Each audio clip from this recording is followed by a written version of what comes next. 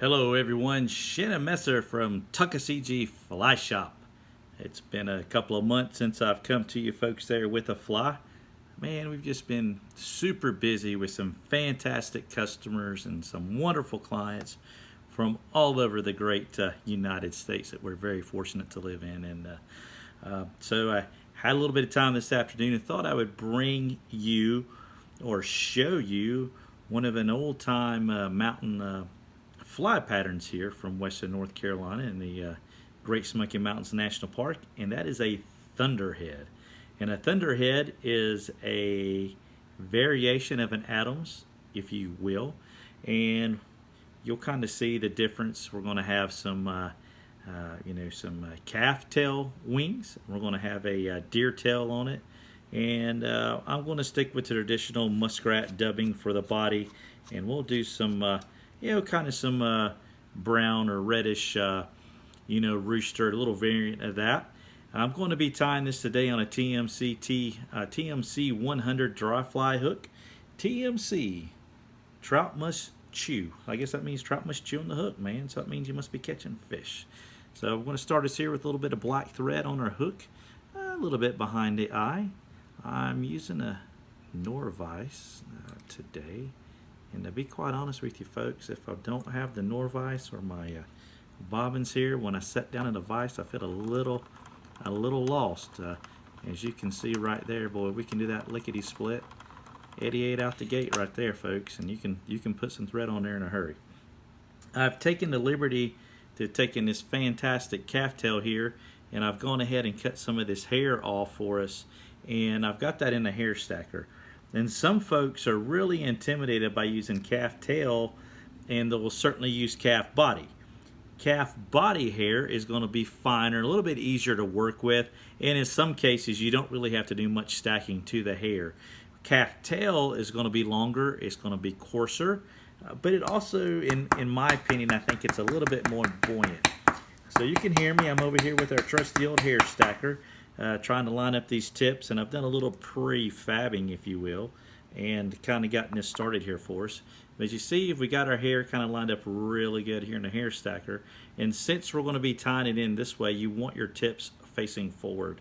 So I'm going to reach into with the best of my abilities, and I guarantee you somewhere through this I'm going to screw something up, but let's go ahead and get this laid up here. You know, everybody says, well, you got to have the wing the length of the body, or you got to do this, you got to do that. Well, the kind of wing you tie is the kind of wing you like, okay? Just keep that in mind. And if you like a bigger, taller wing, then have at it, brother. And ladies, you have at it. Do what you want to do. But as you can see here, I'm putting pretty good pressure on this wing, and hopefully I've left me a little bit enough room right there to eye the hook, and it looks like we'll be okie dokie there. Kind of get that, pull, and I'm going to come in with my scissors. I want to come in at an angle with my Dr. Slick scissors. Try to cut that at an angle like so as much as I can. Like I said, it's a little bit tough to do, but that's fine. Hey, if it was easy, everybody'd be doing it, right? Fish don't really care, folks. Fish don't care. Yeah, so hope y'all have been doing good. We've had some wonderful trips at the shop. You know, we're getting ready to head into July, or you may be seeing it. It may be July, and Dell and I just got back from up in New York, the lower state of New York, not the city, if you will, but right across the border in Pennsylvania.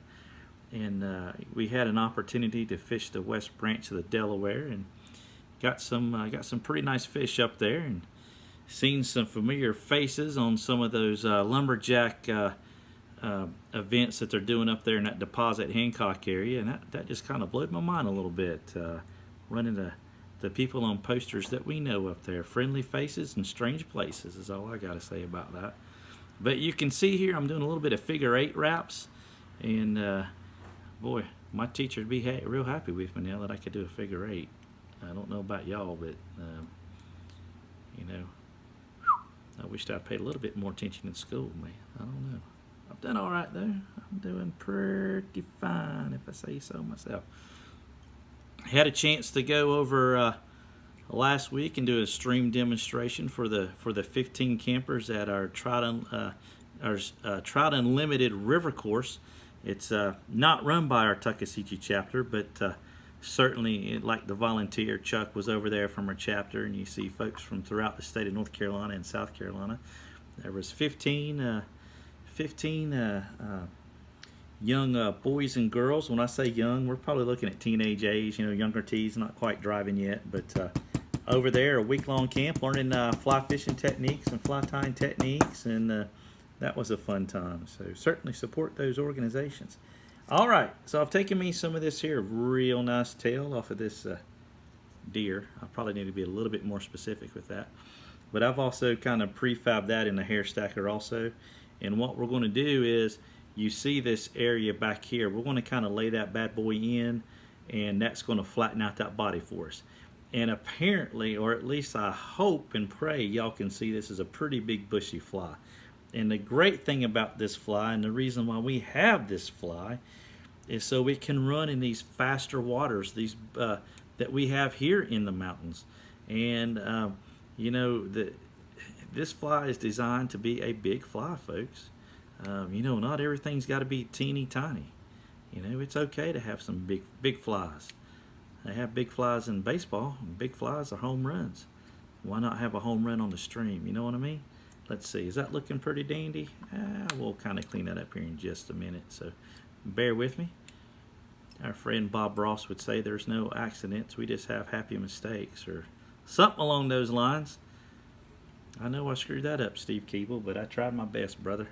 I tried my best. So let me reach in here and grab this little straggler. Whammo, just like that. This is going to be big and bushy, baby. It's going to ride high and make them trout hungry. Hungry. Yeah. I've had a chance this spring to, as I mentioned, to share the water with some wonderful, wonderful families.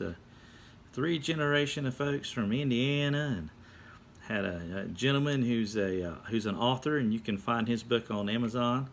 Definitely not getting a paid advertisement here. Really good book, Tangled Lines, and it's kind of a neat story. A gentleman there by the name of Thax Colby. If you're into, I'm not a big book reader, but I read it. It's a really, really good book.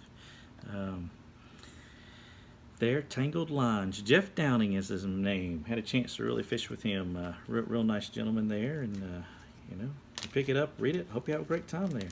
So I'm going to take you some good old muskrat belly here, and we're going to take this stuff here, and I've put a little bit of dubbing wax on there, and it just takes just a smidge now, folks. It don't take a whole heck of a lot. We're just going to kind of get us a nice little body here, okay? Just like so. Just like that. Marvelous. Simply marvelous.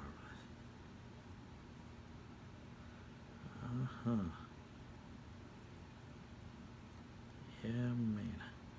Look at that right there. Ain't that pretty? I hope y'all can see that. If not, you just have to take my word for it. That's all I got to say about that. Going to kind of come in here like this, kind of pull that tail back in just a little bit. I kind of like a tail that flares out like that, and the reason being is I like to fish this fly in a lot of our faster water, and it's going to help this fly be very buoyant. I like these in in 12s. Some people fish them in 14s. I like the bigger ones so I can really work that little bit faster water. That faster water is going to be a little bit cooler because of the movement, and that cooler water, as you know with trout, is a little bit more oxygen. And in these warmer days, these trout going to move and seek out that cooler water. Okay. Now I'm going to leave us some room right in here behind the wings on this bad boy. And what I've done next is I've taken this two feathers right here, and I've got them laid side by side. But one of the things that I do is I actually strip those bottom barbules off. And what that will allow to happen is you'll get a better looking fly, which I feel is important, for the fly bends, of course. And then when it comes to tying, you don't get as many of those hackle feathers flaring out. It's just a much better looking fly. to me, the difference between looking at a quality locally tied fly versus one that's coming in from a, from an overseas place and there, and that's just the way I like to do it. Some patterns I won't because I'd like those extra barbules, but certainly. So I'm going to take both these here. I'm going to wrap them at the same time. I'm going to push the hair wing forward like so. I'm going to take this rotary feature on the Norvise. You can see I get about 3 rotations in the back. I'm going to pull the wing, those wings, back, and I'm going to come in front, get probably 2 to 3 rotations in the front, and that's just about going to wrap that bad boy up. I think right in there looks pretty nice to me. Hope y'all like it. All right, I'm going to come in here and capture those feathers. Going to go in back and then in front twice. I'm going to take here and I'm going to half hitch tool. I'm going to put me a good old little half hitch in there like so. A couple of those. Then I'm going to get my thread out of the way. Lord knows I've got enough of them over the years. I'm going to reach in here like this. Whammo. Whoop, got a little straggler right there. Just like that. Oh, ain't that pretty? Ain't that pretty? Man, I tell you right now, those trout are shaking. They're so excited. They just can't hide it. They're about to lose control, and I think I like it. Oh ho, here we go. Couple of whip finishes on the head and a little bit of head cement, and we can call this here a finished fly, of course. Yeah, man. Yeah, man, ain't that something? Ain't that pretty right there? Wow. It's a good looking bug, folks. That's a favorite for a lot of the local anglers here in the mountains of North Carolina, Haywood County, Jackson County, Swain County, hereabouts. You'll find a couple of different color variations. You can find it in a chocolate version, or you can find it in a little bit lighter gray version with a squirrel tail, a little bit grizzly hackle or Dominicker for you local folks. You know what I'm talking about. You know who I'm talking to out there. That's right. That's right. And that's just a good looking fly. It's a highly visible fly. It's going to float really well. You're going to catch some really good fish on this. And as my friend Andy says, man, tie a durable fly. And that right there, by golly, that's a fly right there that's going to last you more than one fish, and yeah, you'll have a good time on that right there. Got that? Oh, see a little straggler right there. I need to grab that right quick. I don't like the way that looks. All right, there we go. Money shot. Now that is a great fly, and one of those there that you'll find in the fly bins at Tuckasegee Fly Shop. James Conner from Bryson City has tied thousands upon thousands of these things. So certainly stop in and see us at both locations, 3 Depot Street in Bryson City and 530 West Main Street in Silva. We are your only authorized Sims and Rio and all those good products dealer in Bryson City. I guarantee you that, as well as in Silva. So we appreciate you folks watching. And we look forward to seeing you in the shop, and I hope you folks have a great July. Y'all take care out there. We'll catch you on the next one.